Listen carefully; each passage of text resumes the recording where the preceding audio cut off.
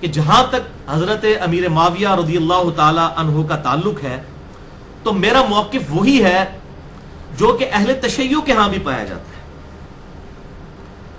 اہل تشیع کے ہاں سب سے ان کی اہم ترین کتاب ہے نہج البلاغہ، جو ان کے بقول خطبات ہیں سیدنا علی رضی اللہ تعالی عنہ کے. میں نے وہ کتاب پڑھی ہے، تقریباً 1000 صفحات کے اوپر مشتمل ہے وہ کتاب. اس کتاب کے اندر وہ جب بھی معاویہ بن ابی سفیان کو خط لکھتے ہیں تو السلام علیکم کہہ کر لکھتے ہیں. سیدنا علی ان کو ایز اے مسلمان ٹریٹ کرتے ہیں، منافق نہیں معاذ اللہ. اور وہ کہتے ہیں، نہج البلاغہ کے اندر یہ موجود ہے، ان کے خطوط جو انہوں نے معاویہ بن ابی سفیان کے نام لکھے سیدنا علی نے. اور وہ کہتے ہیں کہ معاویہ مجھے انہی اصحاب رسول صلی اللہ علیہ وسلم نے خلیفہ چنا ہے جنہوں نے پہلے 3 خلفاء کو چنا، ابو بکر، عمر اور عثمان رضی اللہ عنہم اجمعین کو، انہی اصحاب بدر اور اصحاب شجرہ نے. پھر تجھے کیا چیز مانے ہے کہ تو اور تیرا باپ جو کہ فتح مکہ پر مسلمان ہوئے میرے خلاف بغاوت کرتے ہیں اور میری بیعت کے لیے آمادہ نہیں ہوتے اور مسلمانوں کی جمعیت کو توڑتے ہو تم لوگ. السلام علیکم سے بات شروع ہوتے ہیں اور ان کو مسلمان کے طور پر ٹریٹ کرتے ہیں. اچھا، حتیٰ کہ آپ نہج البلاغہ پڑھیں تو آپ کو اندازہ ہوگا کہ مولا علی علیہ السلام کے خطبے ابو بکر الصدیق علیہ السلام، عمر فاروق علیہ السلام کی شان میں موجود ہے رضی اللہ عنہم اجمعین علیہم السلام. نہج البلاغہ کے اندر سیدنا علی کے باقاعدہ خطبے ہیں سیدنا ابو بکر و عمر کی شان میں رضی اللہ عنہم اجمعین. اور بھائیو، اس کے علاوہ میرے 3 ریسرچ پیپرز ہیں جو اہل سنت پاک .com پر اسی حوالے سے موجود ہیں. ریسرچ پیپر نمبر 5A، یہ رافضیت، ناسبیت اور یزیدیت کا تحقیقی جائزہ، صرف 4 صفحات پر اہل سنت کا موقف کیا ہے، اس حوالے سے وہ بڑی ڈیٹیل سے میں نے بیان کیا ہے. دوسرا ریسرچ پیپر ہے ریسرچ پیپر نمبر 5B، واقعہ کربلا کا حقیقی پس منظر 50 صحیح الاسناد احادیث کی روشنی میں اہل سنت کی کتابوں سے. یہ تاریخ نہیں ہے صلاح الدین یوسف صاحب کی وہ جھوٹی تاریخ جو انہوں نے اپنی کتاب میں لکھی ہے، یہ حدیث کی کتابوں سے حدیثیں ہیں. 50 صحیح الاسناد احادیث کی روشنی میں نے الحمدللہ یہ ریسرچ پیپر لکھا ہے اور یہ سب تک جا چکا ہے اور یہ انٹرنیشنل ہے، انگلش میں بھی ہے، عربی میں بھی ہے، اردو میں بھی ہے. پوری دنیا کے مسلمان اس سے استفادہ کر سکتے ہیں. اسی لیے تو پوری دنیا میں زلزلہ آ گیا اس حوالے سے کہ اہل سنت کی کتابوں میں یہ، ہماری اپنی کتابوں میں یہ حدیثیں موجود تھی اور ہم سے چھپائی جاتی تھی. اچھا، اس کے علاوہ تیسرا ریسرچ پیپر جو ہے وہ 5C، وہ ہے یہ جنگ جمل، جنگ صفین اور جنگ نہروان کے حوالے سے مصنف ابن ابی شیبہ کا آخری چیپٹر ہے جس میں 187 احادیث اور آثار موجود ہیں بڑی ڈیٹیل کے ساتھ. اس سے پھر سلف کا فام بھی آ گیا کہ سلف نے بھی چیپٹرز باندھے ہیں جنگ جمل، صفین اور نہروان کے اوپر الگ الگ.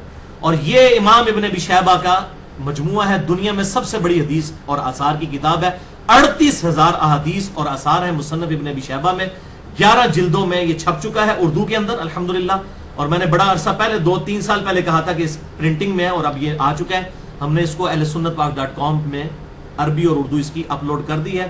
اس کا آخری چیپٹر ہے اور یہ کوئی عام آدمی نہیں ہے، امام بخاری اور امام مسلم کے استاد ہیں. امام ابن ابی شیبہ المتوفی 235 ہجری، بلکہ صحیح مسلم میں 1500 حدیثیں اس شخص سے ہیں، یعنی 20% صحیح مسلم کا اس بندے نے روایت کیا ہے. امام مسلم کے یہ استاد ہے امام ابن ابی شیبہ. تو انہوں نے یہ جمع کیا ہے، بخاری کے بھی استاد ہیں، مسلم کے بھی استاد ہیں. اب الحمدللہ اس سے بھی ایک سٹیپ معاملہ آگے جا چکا ہے اور وہ ریسرچ پیپر نمبر یہ 5C تھا. اب یہ جناب ریسرچ پیپر نمبر 5D بھی آ گیا ہے انشاءاللہ تعالی اس لیکچر کے بعد اس کی برکت سے. یہ جناب خصائص علی کتاب ہے ہمارے اہل سنت کے مین سٹریم کے ائمہ امام نسائی رحمہ اللہ، احمد بن شعیب نسائی المتوفی 303 ہجری، جن کی سنن نسائی مشہور ہے. سنن نسائی الکبریٰ انہوں نے لکھی تھی، ان کے شاگرد نے پھر مختصر کر کے اس کو سنن نسائی کیا. اوریجنل کتاب ہے سنن نسائی الکبریٰ، تقریباً اس میں 12,000 کے قریب احادیث ہیں. اسی کا ایک یہ چیپٹر ہے خصائص علی. اس میں 194 احادیث امام نسائی رحمہ اللہ تعالی نے انہوں نے سیدنا علی کے فضائل پہ جمع کی ہیں. تو یہ انشاءاللہ اس کا PDF بھی کچھ دنوں تک ہماری ویب سائٹ اہلسنتپاک.com پر ریسرچ پیپر میں بھی اویلیبل ہوگا 5D، اور بکس میں بھی انشاءاللہ تعالی اویلیبل ہوگا. اس میں ساری احادیث آ گئی ہیں. اور سنن نسائی الکبریٰ کا یہ چیپٹر ہے انٹرنیشنل نمبر کے مطابق 8391 سے لے کر آن ورڈ، یہ وہ چیپٹر ہے 194 احادیث خصائص علی. اسی والے سے میرے 3 لیکچرز بھی ریکارڈڈ ہیں. مسئلہ نمبر 96 عظمت صحابہ، رد المنافقین اور سنی شیعہ اختلاف کا تحقیقی جائزہ.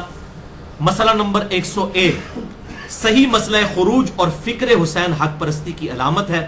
مسئلہ نمبر 102 فضائل حسین اور یزید کے برے کرتوتوں کے دفاع کے علمی جوابات. یہ 3 لیکچرز ہیں جو الحمدللہ اس موقف کو بالکل کھول کر بیان کر دیں گے. میں الحمدللہ ہمیشہ فرقہ واریت سے بالا تر ہو کر ہی جواب دیتا ہوں، اسی لیے الحمدللہ تمام علماء کرام، علماء کرائم اور علماء کرام سب کی طرف سے گالیاں کھانی پڑتی ہیں. تو یہ آپ بے فکر رہیں، اور میں الحمدللہ بار بار یہ اناؤنسمنٹ کرتا ہوں، میں آج پھر کرتا ہوں کہ الحمدللہ بھائیوں میری روٹی دین کے ساتھ نہیں جڑی ہوئی، اور میں اپنی ذات کی خاطر دین سے 1 روپیہ کمانے کو بھی حرام سمجھتا ہوں. اور یہی وجہ ہے کہ میں نے فرقہ واریت کو 3 طلاقیں دے کر اور 4 تکبیریں پڑھ کر ہمیشہ کے لیے دفنا دیا ہے. جس شخص کی روٹی کے ساتھ اس کا دین وابستہ ہو، دین کے ساتھ روٹی وابستہ ہو، وہ کبھی بھی آپ کو حق بات نہیں بتائے گا، الا ماشاءاللہ کوئی بتا دے وہ الگ بات، ورنہ اسے فوراً فکر پڑ جائے گی مسجد کمیٹی نے مجھے فارغ کر دیا تو میرے بال بچوں کا کیا بنے گا. تو وہ پنجابی میں ایک محاورہ بولا جاتا ہے کہ تھوکی چ پکوڑے نہیں تلے جاندے. پکوڑے جو ہیں وہ آئل میں ہی تلے جائیں گے. جو سسٹم اس قسم کا ہے جو حق بات کرنے نہیں دیتا، اس کے اندر آپ حق بات کی ایکسپیکٹیشن لوگوں سے نہ کریں، یہ بڑا مشکل کام ہے. اور پھر اگر کوئی کرے گا بھی اس کو اپنے فرقے کا نالج ہوتا ہے. لیکن الحمدللہ میرے کیس کے اندر میرے ماضی سے آپ میں سے اکثر لوگ وابستہ اس اعتبار سے مجھے جانتے ہیں اور وہ واقف ہیں کہ میں تقریباً 30-31 سال تک بریلوی رہا، اس کے بعد کچھ عرصہ دیوبند، پھر اہل حدیث، اہل تشیع کے ساتھ بھی ایز اے اسٹڈی گزرا. آج بھی میں الحمدللہ ہر ایک کی بات سنتا ہوں، جو حق بات ہے سب کی قبول کرتا ہوں. اور آج انٹرنیٹ کے اوپر میں آپ کو بتاؤں وہ زمانے گئے بھائیوں جب لوگ کہتے تھے فلانے دی گل نہیں سننی. اب اہل بدعت کے عقیدے سنیوں کے گھروں کے اندر آگے داخل ہو گئے سوشل میڈیا کے ذریعے، اور ہمارے لوگ وہ اپنے بزرگ بابوں کے فتوے لے کے چل رہے ہیں ابھی تک. وہ جی یہ گلاں نہیں کرنی چاہیے. وہ بھائی تسی پرانے ہو گئے، خدا دا ناج ہے، ہن دور بدل چکا ہے، اس دور تو باہر نکلو. ایک گلاں کرنی ہے تے نہیں چاہیے جب لوگوں کو پتہ نہ ہو. جب اب ایک فیس بک کے اوپر حدیث کرتاس کو شیئر کروا دے سیدنا عمر علیہ السلام کے بارے میں کہ انہوں نے کاغذ قلم نبی صلی اللہ علیہ وسلم کے سامنے آڑے آگے، بخاری اور مسلم کی حدیث ہے، تو آپ یہ کہیں گے یہ باتیں کرنی نہیں چاہیے، تو لوگ کہیں گے یہ بخاری مسلم ہے ہی فراڈ ہے. الحمدللہ میں جو ہوں اہل سنت کے منہج کا مجاہد بن کر سامنے آیا اور 3.25 گھنٹے کا لیکچر ریکارڈ کروایا وسیع رسول کون ہے اور حدیث قرطاس کا تحقیقی جائزہ. یہ تو میں ایک بات آپ کو بتا رہا ہوں. اس کے علاوہ جو ہے وہ باطل مذاہب کی طرف سے رچرڈ ڈاؤکنز کی طرف سے کتاب لکھی گئی دی گاڈ ڈیلوژن، ہمارے جیلم شہر کے اندر وہ بانٹی پروفیسرز نے، اور مجھے کتنے عرصے سے لوگ کہہ رہے تھے، پھر میں نے پورا لیکچر ریکارڈ کروایا. مسئلہ number 83B who created God اور جدید شیطانی وسوسوں کا تحقیقی جائزہ. یہ اب بھائیوں یہ معاملہ چھوڑ دیں، اور اب یہ علماء کے ہاتھوں سے گیم نکل چکی ہے، یہ پرانی باتیں ہیں، یہ ان کو کتابوں میں رہنے دیں. اب آپ کو اگر اسلام کا دفاع کرنا ہے، اہل سنت کے منہج کا دفاع کرنا ہے، اہل سنت فرقے کا نہیں. اور یہ اہل سنت سے مراد یہ میں وہ ایران اور سعودی عرب والے سنی شیعہ کی بات نہیں کر رہا. یہ ابھی یہ 15ویں صدی اور 20ویں صدی کے اندر یہ جو ہے نا یہ والے 2 فرقے سنی شیعہ جو ایران اور سعودی عرب کے انڈر بنے ہیں نا، ان کی نہیں میں بات کر رہا. میں کتاب و سنت کے منہج کی، اہل سنت کے منہج کی بات کر رہا ہوں. یہ تو سارے پولیٹیکل گیم ہیں، ان کی آپس کی جو ٹسل بازیاں چل رہی ہیں، ہمارا کوئی ان کے ساتھ لینا دینا نہیں ہے.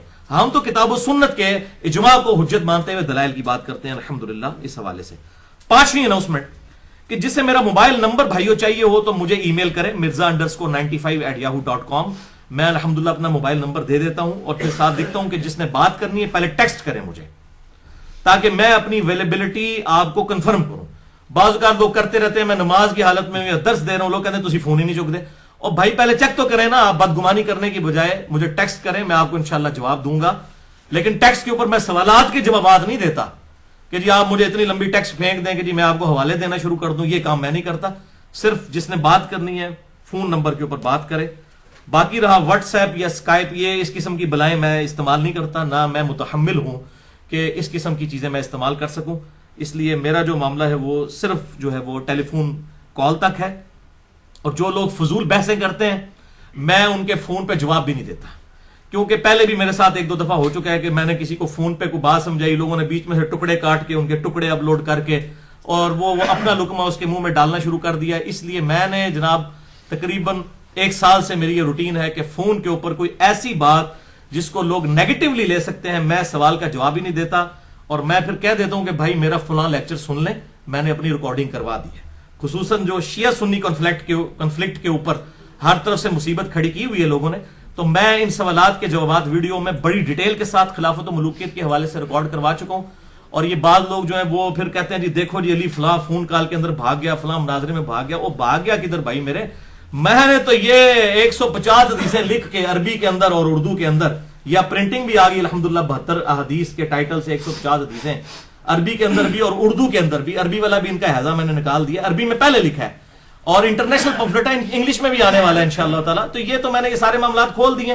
اب کوئی ہے جڑا تو یہ سارے علماء مل کے ان کا جواب دیں، ٹھیک ہے جی، بجائے یہ کہ ریٹن میں جواب دیں. یہ چیزیں سامنے آ چکی ہیں، بجائے یہ کہ جی وہ فلاں مناظرے شرازے والے معاملے میں ہمیں جو ہے اس معاملے میں معاف رکھیں، کیونکہ اس کا کوئی فائدہ نہیں ہوتا. نہ فون کے اوپر میں کنٹروورشل ایشوز کا جواب دیتا ہوں. چھٹی اناؤنسمنٹ میری طرف سے اس حوالے سے کہ میری ویڈیوز کے اوپر جو کمنٹس ہوتے ہیں فیس بک کے اوپر یا یوٹیوب کے اوپر، وہ میں ان کو دیکھتا ہی نہیں ہوں. میں صرف اپنی ای میل کا جواب دیتا ہوں mirza_95@yahoo.com.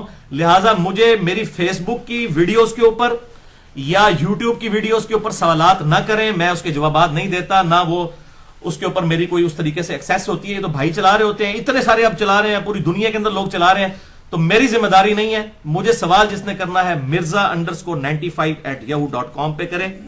اور میرے لیکچرز کے علاوہ جو پوسٹیں لگتی ہیں میں کسی کا کوئی ذمہ دار نہیں ہوں، کسی دوسرے کے لیکچر کا یا کسی کی پوسٹ کا.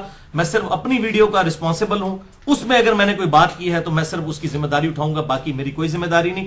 اسی طریقے سے ہماری طرف سے کوئی میرا جو ہے وہ اللہ اور اس کے رسول عز و جل و صلی اللہ علیہ وسلم کی محبت سے چاہنے والا میری طرف سے کسی کو گالی گلوچ کر دے یا میری طرف سے کوئی گندے کامنٹس کر دے کسی کے بارے میں، میری کوئی ذمہ داری نہیں میرے بھائیوں. سیدھی سی بات ہے، میں صرف اپنی ذات کا ذمہ دار ہوں. تو اور آج کل تو ایسے شرارتی لوگ ہیں کسی کو بدنام کرنے کے لیے بھی یہ کر سکتے ہیں. یہ تو میڈیا کا دور ہے، میرے متھے اس طرح کی لوگ چیزیں لگا دیتے ہیں. میں کسی کے کامنٹس کا ذمہ دار نہیں ہوں سوائے اپنی ویڈیوز کے. اور اس میں جو خصوصاً مجھ سے محبت رکھتے ہیں لوگ اللہ اور اس کے رسول عز و جل و صلی اللہ علیہ وسلم کی نسبت سے، ان کو بھی کہوں گا کہ کسی کو اس کی غلطی کے اوپر آر مت دلائیں اگر اس نے توبہ کر لی ہے. یہ اگلے دن ابھی کسی مولوی صاحب نے جو کچھ عرصہ پہلے تک جو ہے وہ سیدنا علی کو مولا علی کہتے ہوئے وہ اس کو کہتے تھے شرک ہے، تو ان کو پتہ نہیں تھا کہ مولا کے 2 معنی ہیں، ایک مشکل کشا کے اور ایک دلی محبوب کے، جو حدیث متواتر ہے جامع ترمذی کے اندر، مسند امام احمد اور باقی کتابوں میں، من کنت مولاہ فہذا علی مولاہ، جس کا جگری یار میں ہوں، جس کا جگری یار علی ہے. تو اس کو مولا علی کہنے کو شرک کہتے تھے اور وہ پتہ نہیں شیعہ کے رد کے اندر کیا کیا باتیں کرتے تھے. آج ان مولویوں کو بھی میں سن رہا ہوں کہ وہ بھی مولا علی کا لفظ استعمال کر رہے ہیں. اور اسی طریقے سے کل تک وہ یزید کو رحمت اللہ علیہ کہتے تھے، آج کہتے ہیں ہم یزید سے محبت نہیں کرتے. تو بڑی خوشائن بات ہے. لیکن میرے چاہنے والے چند جو انہوں نے نیچے کمنٹس کیے، ہاں جی اب علی بھائی کے لیکچر سن کے تسی بھی مولا علی کہنا شروع کر دیتا ہے، پہلے تو تسی کہندے سو جناب. اور واقعی وہ مولوی اس حد تک متعصب تھا کہ اس نے ایک دفعہ کہہ دیا کہ وہ کسی کلپ شیعہ کا لگایا نا کہ علی نہ خدا ہے نہ خدا سے جدا ہے، نعوذ باللہ من ذالک، تو کہتا ہے پھر دسو علی کیڑی بلاو ہے. اندازہ کرو، یہ اس قسم کی منحوس قسم کی یہ باتیں کرتا تھا. تو اب اللہ نے اس کو ہدایت دے دی ہے الحمدللہ. تو ہمیں تو خوشی کی بات ہے کہ سعودی عرب میں رہتے ہوئے بھی اس کو ہدایت مل گیا، اس کو مطلب وہ تنخواہیں اس نے شکر ہے وہ حلال کرنے کے چکر کے اندر یہ معاملہ نہیں کیا. تو میں تو اپریشیٹ کرتا ہوں. تو اس کو اس کی غلطی کے اوپر آر مت دلائیں کہ بھئی علی بھائی کے واقعی یہ حقیقت ہے. بھائی لوگ گھاس نہیں کھاتے، لوگ روٹی کھاتے ہیں. لوگوں کو پتہ ہے کہ کیا ہو رہا ہے کس کی وجہ سے، لوگوں کو پتہ ہے، بتانے کی ضرورت نہیں ہے. کیونکہ بعض کا تعصب پھر کسی میں آ جاتا ہے، ہو سکتا ہے پھر وہ ریورس گیئر لگا لے. تو ہم یہ نہیں چاہتے. ہم اپریشیٹ کرتے ہیں اگر کسی کو پہلے اس کے بزرگ بابوں نے غلط چیزیں بتائی تھی، اب توبہ کی توفیق ملی ہے، تو ہمیں اپریشیٹ کرنا چاہیے کہ ماشاءاللہ آپ نے اچھا کیا، ہم آپ کے ساتھ کھڑے ہیں، بجائے کہ کسی کو آر دلانا شروع کر دیں. اس سے پھر وہ جو ایک نیگیٹو انٹینشن ہے، نیگیٹو سائیکالوجی پیدا ہو جاتی ہے. تو میں اس حوالے سے کسی کو اجازت نہیں دوں گا کہ میرے دفاع میں کسی کو گالی گلوچ کرے. میری کوئی ذمہ داری نہیں اور نہ میرے اوپر کوئی تھوپے. اور آج میڈیا کے دور کے اندر تو لوگ اپنی طرف سے بنا کے بھی چیزیں جو دوسروں پہ تھوپنا شروع کر دیتے ہیں. بہرحال جنگ جمل، جنگ صفین اور جنگ نہروان کے حوالے سے سیدنا علی رضی اللہ تعالیٰ عنہ کے حق میں جو آپ صلی اللہ علیہ وسلم کی پریڈکشنز تھیں، پروفیسیز تھیں، ان پہ میں نے الگ سے ایک بڑا ڈیٹیل لیکچر دے دیا ہے، مسئلہ نمبر 101 کے عنوان سے اہل سنت پاک.com پر. اس کا عنوان ہے خلافت و ملوکیت، صحیح مسئلہ خروج اور فکر حسین حق پرستی کی علامت ہے. تقریباً 2.25 گھنٹے کی گفتگو ہے، جسے شوق ہو تو دیکھ سکتا ہے، اور باقی ڈیٹیل جسے پوری چاہیے ہو تو اس حوالے سے یہ میرا ریسرچ پیپر بھی اب چھپ چکا ہے. واقعہ کربلا کا حقیقی پس منظر 72 صحیح الاسناد احادیث کی روشنی میں، جس میں تقریباً 150 احادیث ہیں، 72 شہدائے کربلا کے ٹائٹل کے ساتھ، ایک نمبرنگ کے اوپر کئی احادیث ہیں، 150 کے قریب کل احادیث ہیں اس میں. یہ الحمدللہ انٹرنیشنل پمفلٹ ہے. سب سے پہلے میں نے عربی میں لکھا، اس کے بعد اردو میں ترجمہ ہوا، الحمدللہ ہندی زبان میں بھی ترجمہ بالکل اینڈ پہ پہنچ چکا ہے، اور انگلش میں بھی ترجمہ ہو رہا ہے. اہل سنت پاک.com پر آپ 6.5 MB کی فائل اس کی ڈاؤن لوڈ کر سکتے ہیں، عربی میں بھی اور اردو میں بھی. عنقریب انشاءاللہ انگلش اور ہندی میں بھی آ جائے گا. اور اس میں نے یہ ساری احادیث اس حوالے سے جمع کر دی ہیں، اور حق گوئی کا الحمدللہ علم بلند کیا ہے. اور اس کی وجہ سے پھر بڑے لوگوں کے پیٹ میں درد ہوئی، کسی نے رافضیت کا فتویٰ لگایا، تو میں کہتا ہوں ضرور لگائیں، یہ کوئی نئی بات نہیں ہے. ہمارے امام اہل سنت محمد بن ادریس الشافعی المتوفی 204 ہجری کے اوپر بھی انہی منحوسوں نے رافضیت کا الزام لگایا تھا، کیونکہ وہ ہاشمی تھے اور امام موسیٰ کاظم کے شاگرد تھے، جو کہ بیٹے ہیں امام جعفر الصادق کے، اور وہ بیٹے ہیں امام باقر کے، اور وہ بیٹے ہیں امام زین العابدین، اور وہ بیٹے ہیں سیدنا حسین، اور وہ بیٹے ہیں سیدنا علی کے، علیہم رضوان و علیہم السلام اجمعین. تو امام شافعی نے شعر کہا جو ان کے اپنے دیوان الشافعی میں موجود ہے، اور تمام اہل سنت کے محدثین نے اس کو نقل کیا ہے، چاہے امام ابن تیمیہ ہوں المتوفی 728 ہجری، یا ان کے شاگرد ہوں امام ذہبی المتوفی 748 ہجری، یا ابن حجر اسقلانی ہوں المتوفی 852 ہجری. تمام محدثین نے اسے نقل کیا، اور اس کے لیے سند کی ضرورت ہی نہیں ہے، کیونکہ یہ کتاب ہی اپنی امام شافعی کی ہے، دیوان الشافعی. اس میں ان کا یہ شعر موجود ہے جو انہوں نے ان یزیدی اور ناصبی علماء کے خلاف جب انہوں نے ان کے ناک میں دم کیا، تو امام شافعی نے پھر مجبوراً وہ شعر کہا، ان کان رفضا حب آل محمد، ان کان رفضا حب آل محمد، اگر آل محمد کی محبت کا نام رافضی ہونا ہے، فلیشہد الثقلان انی رافضی، تو جن و انس میری اس بات پر گواہ ہو جائیں کہ میں رافضی ہوں. تو انہوں نے کہا ٹھیک ہے، پھر ایک غلط ہے، پھر منو رافضی کو. تو یہ الحمدللہ ریسرچ پیپر نمبر 5B، واقعہ کربلا کا حقیقی پس منظر 72 صحیح الاسناد احادیث کی روشنی میں. یہ حقیقی پس منظر ہے بھائیو، یہ خیالی پس منظر نہیں ہے. صلاح الدین یوسف صاحب اور کفایت اللہ سنابلی ہندی کا لکھا ہوا خیالی پلاؤ خیالی پس منظر نہیں ہے، یہ حقیقی پس منظر ہے، حقیقی. اور یہ احادیث کی روشنی میں ہے.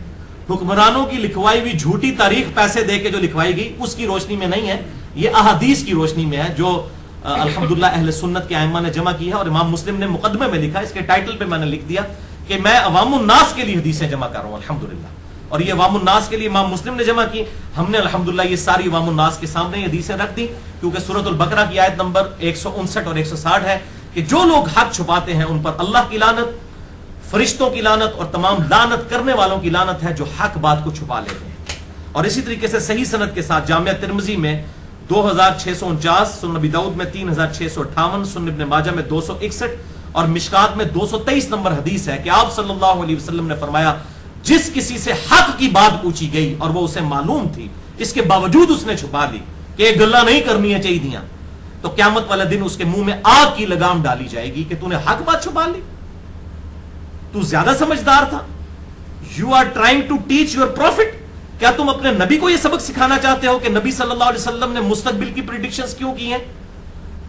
یہ صحیح بخاری میں حدیث ہے، انٹرنیشنل نمبر کے مطابق 2812 نمبر حدیث، کہ عمار کو ایک باغی جماعت قتل کرے گی، عمار ان کو اللہ کی طرف بلائے گا، وہ جماعت دوزخ کی طرف بلائے گی. تو تم اپنے نبی کو ٹیچ کرو گے کہ آپ نے یہ بات کیوں ارشاد فرمائی؟ مسند احمد میں حدیث ہے کہ میری ایک بیوی کا کیا حال ہوگا جب حوض کے کتے بھی اس پر بھونکیں گے. سیدہ عائشہ پہ بھونکے، اس وقت وہ روتی تھی اور سیدنا علی سے جنگ چھوڑ کر واپس چلی گئی، معافیہ مانگتی رہی. تو نبی صلی اللہ علیہ وسلم کو آپ ٹیچ کریں گے کہ آپ نے اپنی بیوی کے بارے میں ایسی بات کیوں کہی؟ تو یہ نبی کی نبوت کی خبریں ہیں.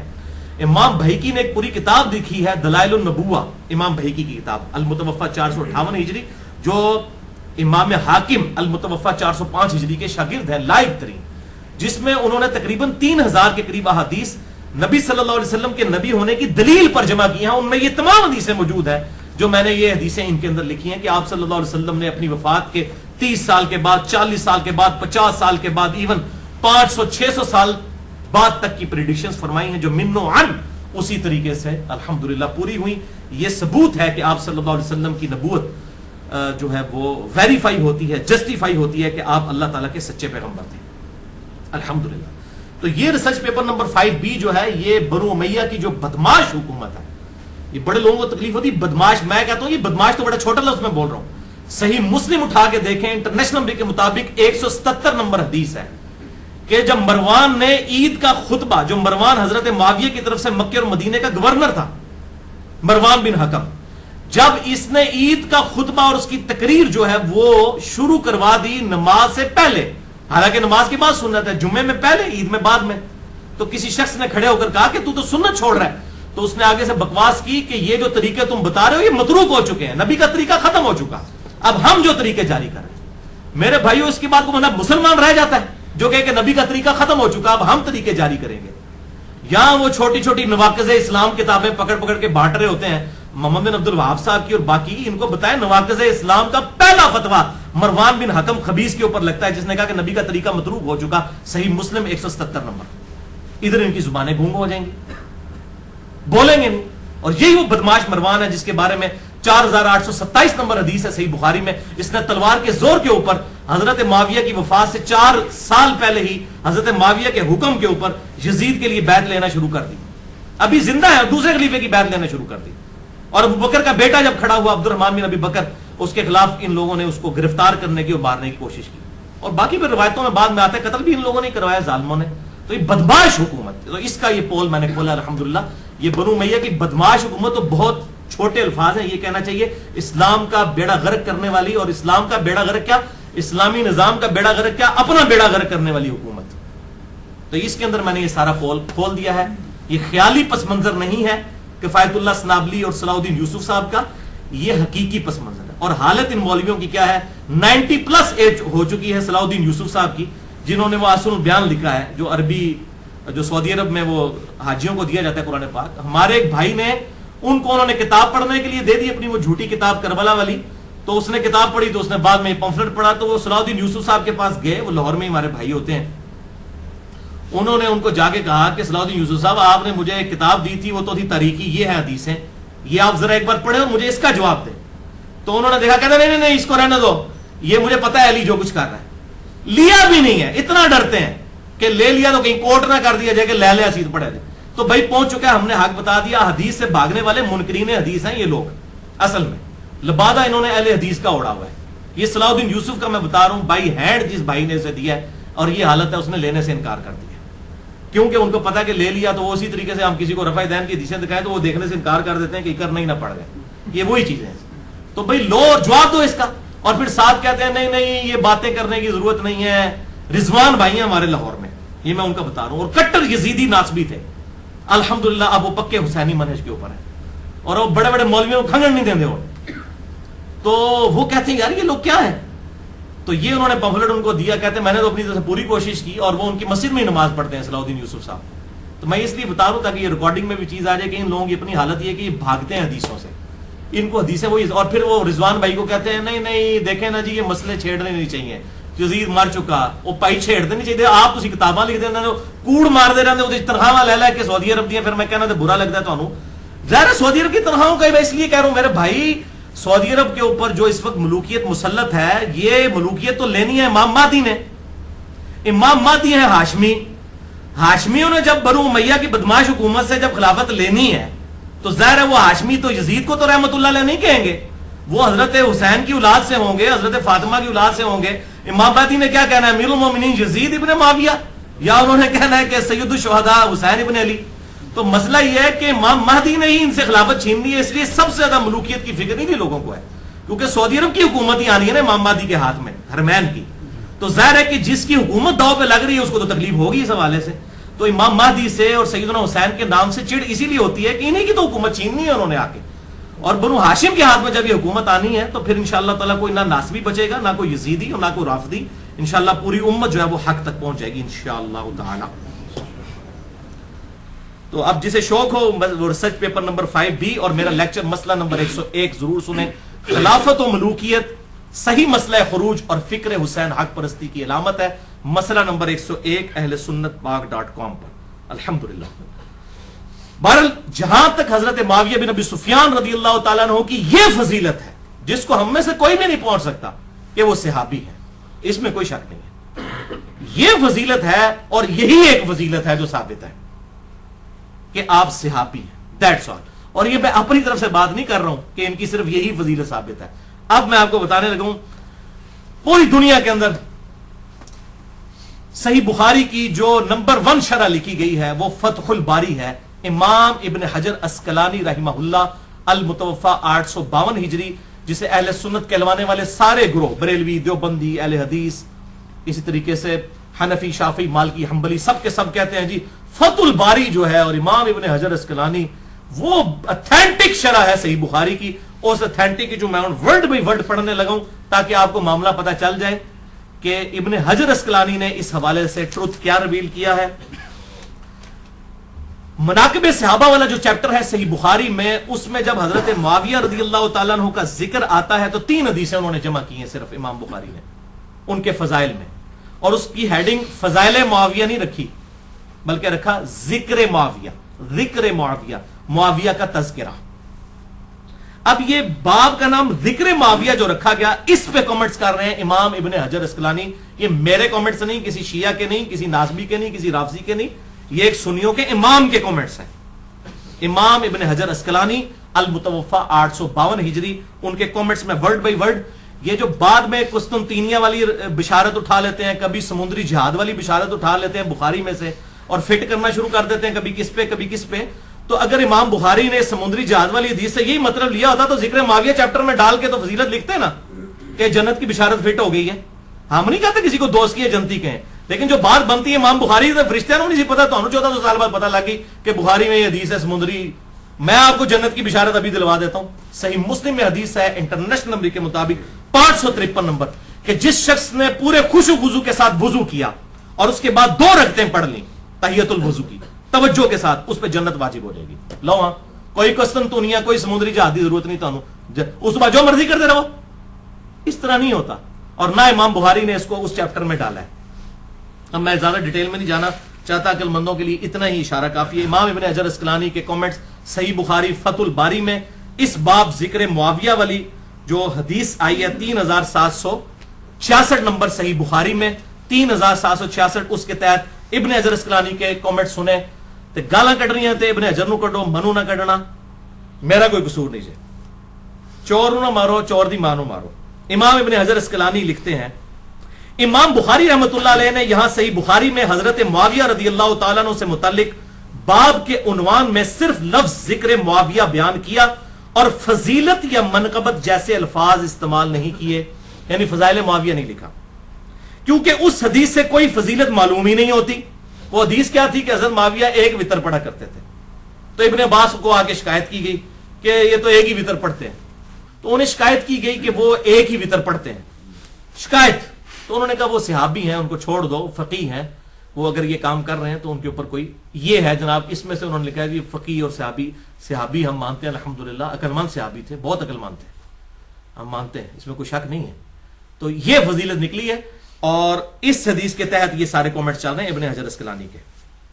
تو وہ کہتے ہیں کہ امام بخاری نے لفظ فضیلت یا منقبت جیسے الفاظ ذکر نہیں کیے کیونکہ اس حدیث سے کوئی فضیلت معلوم ہی نہیں ہوتی. یہ ابن حجر لکھ رہے ہیں، میں نے نہیں. البتہ ابن عباس کا حضرت معاویہ کے لیے فقیہ اور صحابیت کا بیان کرنا بطور فضیلت کافی ہے.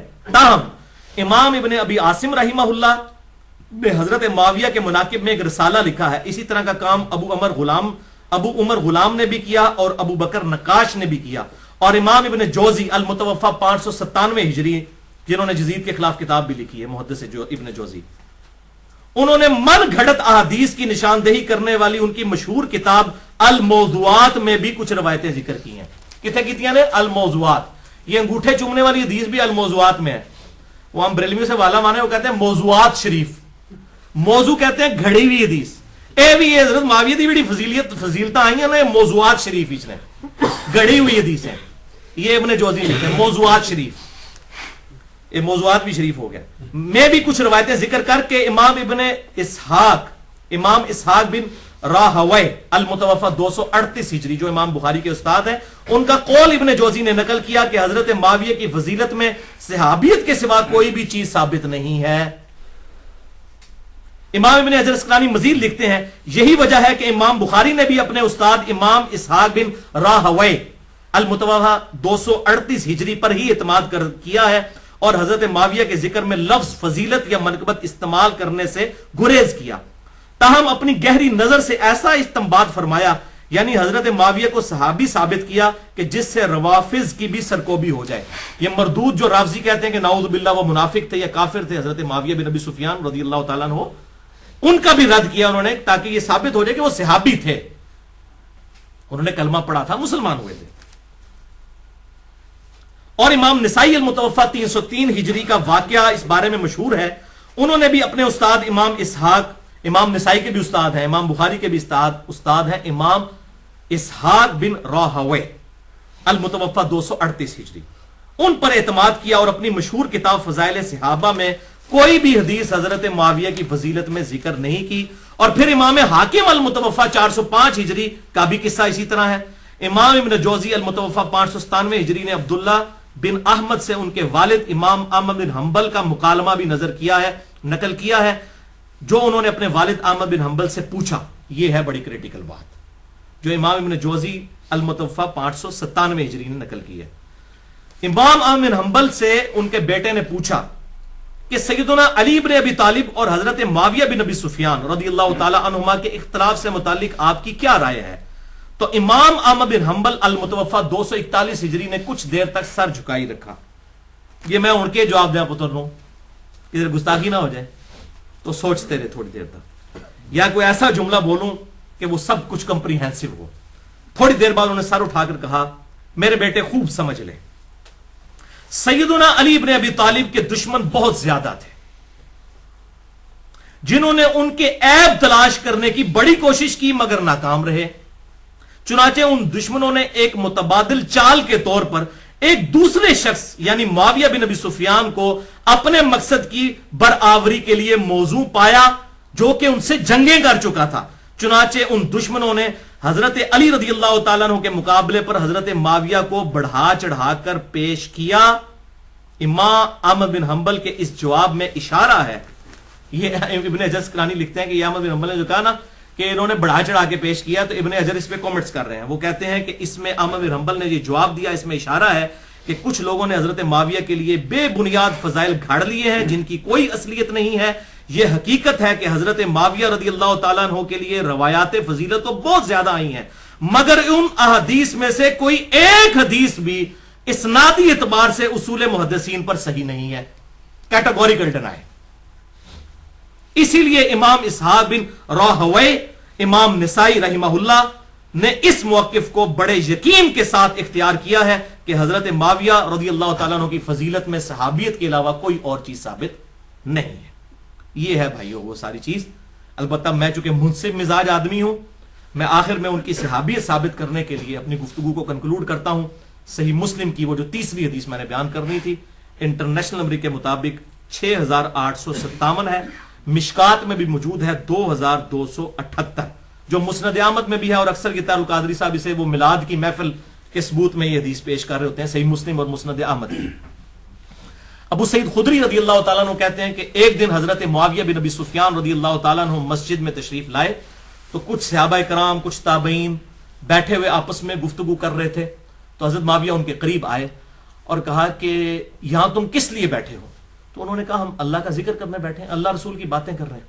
تو حضرت معاویہ نے کہا کہ اللہ کی قسم اٹھا کر کہو کہ تم اسی کام کے لیے بیٹھے ہو. انہوں نے کہا کہ اللہ کی قسم ہم صرف اللہ تبارک و تعالیٰ کے ذکر کے لیے یہاں پر بیٹھے ہیں. تو پھر حضرت معاویہ رضی اللہ تعالیٰ عنہ نے کہا کہ میں نے یہ قسم اس لیے نہیں اٹھوائی کہ معاذ اللہ میں نے کوئی بدگمانی کی ہے تمہارے بارے میں, بلکہ آپ رضی اللہ تعالیٰ عنہ نے سنت پر عمل کیا. آپ کہتے ہیں ایک دفعہ ہم بھی اسی طریقے سے مسجد میں بیٹھے ہوئے تھے اور آپ صلی اللہ علیہ وسلم تشریف لائے ہمارے پاس, اور آپ نے ہم سے پوچھا کہ تم کس لیے بیٹھے ہو؟ تو ہم نے کہا کہ ہم اس چیز پر شکر ادا کرنے کے لیے بیٹھے ہیں کہ اللہ تعالیٰ نے ہمیں اسلام کی دولت عطا فرمائی, مرنے سے پہلے حق دکھا دیا, الحمدللہ. اس پہ اللہ کا شکر ادا کر رہے ہیں. تو حضور صلی اللہ علیہ وسلم نے فرمایا اللہ کی قسم اٹھاؤ کہ اسی لیے بیٹھے ہو. تو انہوں نے کہا یا رسول اللہ اسی لیے بیٹھے ہیں, اللہ کی قسم اٹھاتے ہیں. تو پھر آپ صلی اللہ علیہ وسلم نے بھی فرمایا کہ میں نے کوئی بدگمانی کی وجہ سے قسم نہیں اٹھوائی, بلکہ ابھی ابھی جبرائیل علیہ السلام میرے پاس آئے تھے اور انہوں نے فرمایا کہ آپ کے ان اصحاب کی وجہ سے اللہ تعالیٰ فرشتوں کے سامنے بھی فخر فرما رہا ہے. فرشتوں نے کہا تھا نا کہ یہ بندے تو قتل و غارت کریں گے, تو انہیں کس لیے پیدا کیا, یہ بھی تو بندے ہیں جنہوں نے نبی کی دعوت قبول کر لی. تو اس حدیث سے میرے نزدیک حضرت معاویہ رضی اللہ تعالیٰ کی یہ فضیلت ثابت ہوتی ہے, ان کی صحابیت اور ان کا اسلام لانا. تو یہ دو ایکسٹریمز ہیں, ایک طرف روافظ کی ایکسٹریم ہے جو ان کو منافق یا نعوذ باللہ کافر کہتے ہیں, دوسری طرف سنیوں میں گھسے ہوئے ناسبیوں کی ایکسٹریم ہے کہ جو وہ ہر جھوٹی فضیلت ثابت کر کے ان کو حضرت علی سے اوپر کرنے کی کوشش کرتے ہیں, ان کو یزید کو حضرت حسین سے اوپر کرنے کی کوشش کرتے ہیں, بالکل جعلی طریقوں سے. جو صحیح چیز ہے وہ میں نے آپ کو بتا دی ہے. تو یہ اس سے وہ ربیع الاول کا وہ کہتے ہیں میلاد کی محفل منا رہے تھے, اس میں کہیں میلاد نہیں لکھا بھائی میرے, وہ تو شکر ادا کر رہے تھے جیسے یہاں ہم درس قرآن کے لیے جو لوگ جمع ہیں تو اللہ کا شکر ادا کر رہے ہیں, وہ یہ کر رہے تھے, میلاد وغیرہ نہیں منا رہے تھے. تو وہ ہر بندہ اپنی مطلب کے رزلٹ نکالتا ہے, جو حدیث خود کسی نے پڑھنی نہیں ہے. صحیح مسلم 6857 نمبر, مشکات میں بھی 2278 نمبر موجود ہے. بھارت صحابہ کرام ایک لیول کے سارے نہیں تھے, اس میں کئی باتیں اور ہو سکتی ہیں لیکن میں سکپ کرتا ہوں. میرا مسئلہ نمبر ہے 96, عظمت صحابہ, رد المنافقین اور سنی شیعہ کے اختلاف کا تحقیقی جائزہ. اس میں کئی ایسی باتیں ہیں جو میں اس کے ساتھ اب کرنا چاہتا تھا لیکن میں سکپ کرتا ہوں. جسے شوق ہو وہ 2.25 گھنٹے کا لیکچر مسئلہ نمبر 96 دیکھ لے اہل سنت پاک.com پر. اور اینڈ پہ میں وہ دعا کرتا ہوں جو قرآن حکیم میں سورۃ الحشر کی آیت نمبر 10 میں ہمیں اللہ تعالیٰ نے سکھائی ہے کہ جو ایمان والے لوگ ہیں وہ اپنے سے پہلے جو ایمان والے لوگ گزر چکے ان کے لیے کن الفاظ میں دعا کرتے ہیں. اعوذ باللہ من الشیطان الرجیم, بسم اللہ الرحمن الرحیم, ربنا اغفر لنا ولاخواننا الذین سبقونا بالایمان. اے اللہ ہمیں بھی بخش دے اور ہم سے پہلے جتنے بھی ایمان کی حالت میں دنیا سے گئے ہیں, چاہے صحابہ ہوں, تابعین ہوں, تبع تابعین ہوں, جو بھی کلمہ گو مسلمان تھے, سب کو بخش دے, آمین. یہ دعا. اور پھر ساتھ ہی ہے وَلَا تَجْعَلْ فِي قُلُوبِنَا غِلًّا لِّلَّذِينَ آمَنُوا رَبَّنَا إِنَّكَ رَءُوفٌ رَحِيمٌ. اے اللہ ان مسلمانوں کے بارے میں ہمارے دل میں کوئی برائی, کوئی کینہ نہ رکھنا. جو اہل ایمان گزر چکے ان کے بارے میں برائی اور کوئی کینہ نہ رکھنا. اے اللہ تو بخشنے والا مہربان ہے. اب یہ غلطی کا بیان کرنا کوئی کینہ نہیں ہے, ورنہ میں اس میں آپ کو ایک اینٹی وینم اور پھکی کے طور پر, علم الکلام کے طور پر الزامی جواب دے دوں. صحیح بخاری اٹھا کے آپ دیکھ لیں, حضرت واشی نے اسلام قبول کر لیا فتح مکہ کے بعد. آپ صلی اللہ علیہ وسلم نے فرمایا واشی تیرا اسلام قبول. یہ بخاری شریف ہے, کوئی سٹوری بک نہیں میں پڑھ رہا, واشی والے چیپٹر میں آپ دیکھ لیں, اس کے اسلام لانے والے واقعے میں تیرا اسلام قبول ہے لیکن مجھے اپنی شکل نہیں دکھانی تو نے, کیونکہ مجھے اپنا چچا یاد آتا ہے حمزہ. اب حمزہ کوئی عام انسان تو نہیں تھے, حضور صلی اللہ علیہ وسلم کے دودھ پیتے بھائی بھی تھے, چچا بھی لگتے تھے. تو آپ کو اپنا دکھ نہیں بھولا. تو جن لوگوں نے حضرت حسین کو تکلیفیں دیں وہ کس منہ سے چاہتے ہیں کہ جی ہم جو ہے وہ ان لوگوں کے بارے میں, اگر اللہ کے محبوب جن کے بارے میں قرآن کہہ رہا ہے بالمؤمنین رؤوف الرحیم, جو واشی کے لیے رؤوف الرحیم تھے, انہوں نے بھی اپنے جذبات میں یہ بات کی کہ مجھے اپنی شکل نہیں دکھانی ہے. تو اب لگائیں فتویٰ کہ آپ کے دل میں بغض تھا واشی کا؟ نہیں, بغض نہیں تھا, بس آپ کو تکلیف ہوتی تھی میرے سامنے نہ آئے. اسی طریقے سے جن لوگوں نے حضرت حسین کو یا حضرت علی کو یا خلفائے راشدین کو تکلیف دی ہیں, ہمیں ان کے بارے میں ہمارے دل میں بھی رنج موجود ہے, اس سے زیادہ کچھ نہیں ہے. ہم تو کہتے ہیں سب کو اللہ تعالیٰ بخش دے, ہمارے سے پوچھ کے کسی نے جنت میں نہیں بھیجنا کسی کو. اور نہ یہ بات ہے کہ سب کے سب بلا حساب و کتاب بخشے جائیں گے, یہ بھی بالکل جعلی بات ہے. وہ 70,000 لوگ ہی بلا حساب و کتاب جانے ہیں, جن میں حضرت عکاشہ شامل ہیں بخاری اور مسلم میں, اور باقی لوگ شامل نہیں ہیں. یہ کوئی اتنا سیدھا معاملہ نہیں ہے کہ جس نے بھی آپ کو دیکھ لیا اور بلا حساب و کتاب ہی جنت میں چلا گیا. ورنہ صحیح مسلم کھول کے دیکھ لیں, مدعم نامی غلام تھا جو آپ صلی اللہ علیہ وسلم کی سواری کا کجاوا کسا کرتا تھا اور آپ کو سفر و حضر میں وضو کروایا کرتا تھا. خیبر کے موقع پر اسے نامعلوم تیر لگا اور وہ شہید ہو گیا. صحابہ نے کہا تو سیدھا جنتی ہے, اسی بھی یہی کہنا سی. آپ فرمایا تم جنت کی بشارت دے رہے ہو, جبکہ اس نے خیبر کے مال غنیمت میں سے ایک چادر چوری کی تھی اور میں دیکھ رہا ہوں کہ آگ کی پناہ کے اس پہ ڈال دی گئی ہے. ایک چادر کو اللہ نے اتنا سیریس لے لیا, اور حضور صلی اللہ علیہ وسلم کی خدمت کرنے والا وہ صحابی تھا. جب اللہ تعالیٰ پکڑنے پہ آئے تو وہ کسی کو چھوٹی سی بات پہ بھی پکڑ سکتا ہے. ہم کسی کو جنت کی گارنٹیاں نہیں مانگ سکتے. ہم یہ کہتے ہیں کہ ہر کلمہ کو انشاءاللہ ایک نہ ایک دن جنت میں جائے گا, بس اس سے زیادہ ہم نہیں کہتے. یا وہ جو لوگ جن کو بائی نیم جنت کی بشارت دی گئی ہے، عشرہ مبشرہ ہوں یا اصحاب شجرہ ہوں یا اصحاب بدر ہوں، ان کا معاملہ الگ ہے. باقی بڑا سینسٹیو ایشو ہے، اتنا سیدھا معاملہ نہیں ہے. اسی لیے میں نے آپ کو لیکچر کا حوالہ دے دیا. میں نے کہا کچھ باتیں میں نہیں اب کرنا چاہتا ورنہ ٹائم بہت لگ جائے گا. مسئلہ نمبر 96، عظمت صحابہ، رد المنافقین اور سنی شیعہ کے اختلاف کا تحقیقی جائزہ، اہل سنت پاک.com پر. اللہ تعالیٰ سے دعا ہے جو حق بات میں نے کہی اللہ تعالیٰ ہمارے دلوں میں راسخ فرمائے. اگر جذبات میں میرے منہ سے کوئی غلط بات نکل گئی تو اللہ تعالیٰ ہمارے دلوں سے معاف کر دے. ہمیں کتاب و سنت کی تعلیمات پر عمل کرتے ہوئے، اجماع کو حجت مانتے ہوئے دوسرے بھائیوں تک پہنچانے کی توفیق عطا فرمائے. سبحانک اللہم و بحمدک، اشہد ان لا الہ الا انت، استغفرک و اتوب الیک، وما علینا الا البلاغ المبین.